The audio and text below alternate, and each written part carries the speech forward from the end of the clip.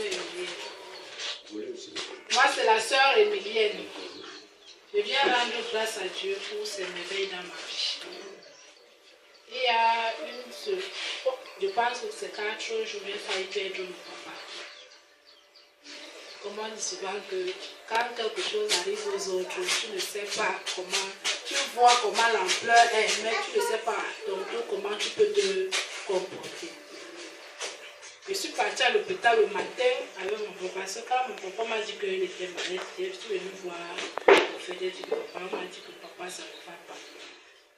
Entre-temps, il me disait d'abord que rappelle-moi la semaine prochaine, je suis venue sur mes mais rappelle-moi la semaine prochaine que je dois prier pour tes parents étant au village. Après, quand je reviens encore, je dis ça ne va pas, on doit aller le chercher. Je dis que ça tombe même bien. Quand il arrive maintenant, je ne veux pas. Mon père est déjà ici, mais on doit aller d'abord à l'hôpital. Quand on va rentrer à l'hôpital, on va passer à l'église. Mais le temps où il était arrivé ici, pour moi, il était un cadavre. Il ne respirait pas bien. S'il fait même 2 pas, c'est comme si son cœur va lâcher. On arrive, j'ai expliqué au père qu'avec son état, on ne peut pas arriver là-bas à l'église parce qu'il n'arrive même pas à marcher. Il me dit que ce n'est pas grave.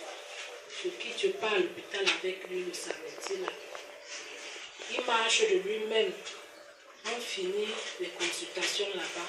On prescrit les médicaments. Je lui pose la moto. Je dis que bon, avance à la maison. Moi, je pars à la pharmacie pour t'acheter les remèdes que je j'ai. Il avance. Il arrive à la maison bien. Je lui trouve au niveau de la véranda avec mon mari en train de poser.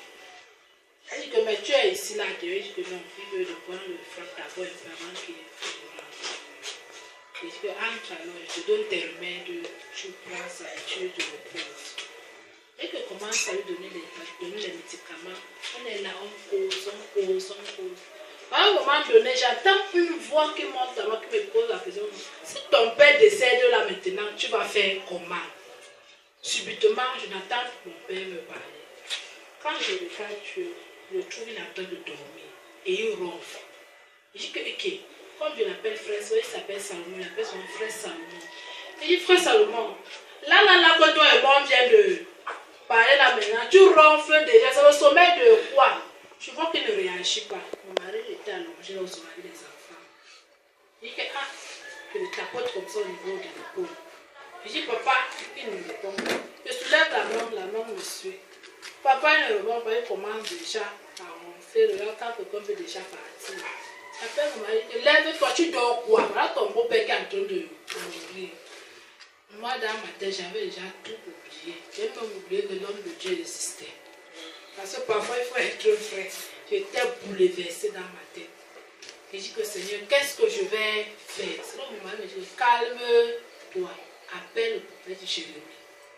Je prends le téléphone, je ne sais même plus quel numéro lancer. Même le nom, je ne le vois même plus dans mon téléphone. Et que Valentin me prend le téléphone, si manipule un peu ça. Il lance un appel, il dit que papa, il me dit que c'est comment, il dit que ça ne va pas. Voici papa qui ne réagit plus ici là. Il me dit que tu es à côté de lui, oui. Il dit que pose ta main sur sa poitrine. Je vous assure que quand le prophète a commencé à déclarer, à réclamer l'esprit de mon père, il a commencé à tousser. Alléluia! Il a commencé à tousser. Il veut se lever, on dit que non, même malgré ça qu'il voulait se lever, il était toujours inconscient. Il ne savait pas ce qui se passait. Mon mari dit que non, calme-toi, ne te lève pas. Il se touche encore. Le fait continue de payer, mais je peux prendre, mets un peu de sel, asperge sur lui.